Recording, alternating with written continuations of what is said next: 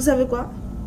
Le mariage est une plateforme que Dieu nous donne, que Dieu nous offre, une occasion que Dieu nous offre pour pouvoir nous améliorer sur notre propre personne. Parce que comme je l'ai dit auparavant, il n'y a personne de parfait. Nous avons des qualités et nous avons des défauts. Donc la personne que nous avons mariée a aussi des qualités et a aussi des défauts. Donc chacun vient dans le mariage avec son bagage, avec ses problèmes, avec ses qualités, avec son histoire. Et il faut trouver le compromis, il faut trouver des compromis, il faut trouver des solutions pour pouvoir être en équilibre et pour pouvoir enjoy, pour pouvoir vivre pleinement dans le mariage. Le mariage là, c'est pas une petite histoire, c'est une histoire de grandes personnes. C'est l'histoire, c'est une affaire de personnes qui veulent grandir, des gens qui veulent mûrir, qui veulent devenir plus matures dans leur comportement. Parce que, moi voilà comment je vois, les premières années du mariage, en fait, te permettent dans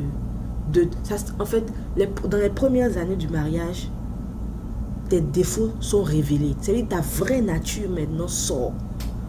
Ta vraie nature est exposée. Parce que quoi? Pendant plusieurs années, tu étais célibataire et célibataire. Je vous ai dit une parenthèse. J'ai dit même si tu as un petit ami, un fiancé, et ça fait peut-être 5 ans, 10 ans, 15 ans que vous êtes ensemble, sur les papiers, des papiers officiels, des papiers comme par exemple ton passeport ou bien ton extrait de naissance, on ne va pas dire oui, tu sors avec un gars ou bien tu es avec une go, ça fait 10 ans, 15 ans, on ne va pas valider le nombre d'années. On va dire tu es célibataire. Donc le mariage officialise devant les hommes et devant Dieu ta relation avec une personne. Donc, c'était la parenthèse, je la referme. Donc, tu étais célibataire pendant des années. Pendant des années, tu faisais ce que tu veux. Tu avais ta manière de voir les choses. Tu faisais ci, tu faisais ça, tu faisais ci, tu faisais ça. Maintenant que tu es restreint, tu es contraint à vivre avec quelqu'un, à prendre en considération les idées de l'autre personne, là maintenant, tu es pressé. Là maintenant, ta vraie nature est révélée. Donc, dans le mariage, les premières années, là, ce n'est pas du genre...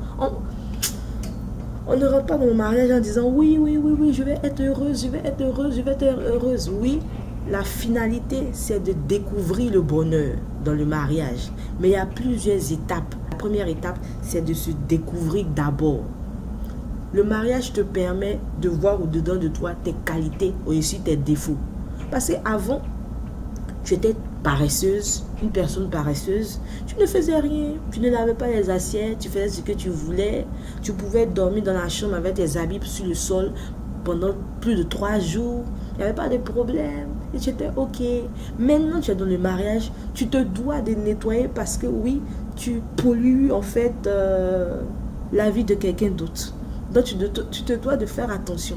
Là maintenant tu t'assois et tu réalises que tu n'es pas aussi propre que ça. Il faut que tu fasses un peu attention alors. Donc, quelque part, c'est à ton avantage. Dieu te donne une opportunité de te découvrir toi-même avec tes défauts, avec tes qualités. Et par rapport à cela, maintenant, quand tu prends conscience que oui, le mariage est une opportunité pour toi de travailler sur ta personne, là maintenant, quelque part, tu es reconnaissant d'être avec quelqu'un. Parce que maintenant, il y a quelqu'un qui va te montrer, qui va te pointer du doigt. Ça, c'est quoi ça? C'est quoi tu fais? Mais pourquoi tu fais ça? Pourquoi tu fais ci? Mais toi aussi, attention. Donc là, maintenant, tu réalises, à cause de l'aide que Dieu t'a donnée, qui est ton mari ou bien qui est ta femme, tu réalises que il faut faire attention, que c'est pas aussi propre que ça, quoi. Il faut faire attention que tu n'es pas aussi parfaite que ça. Ok? Donc, quelque part, c'est à ton avantage. C'est à ton avantage.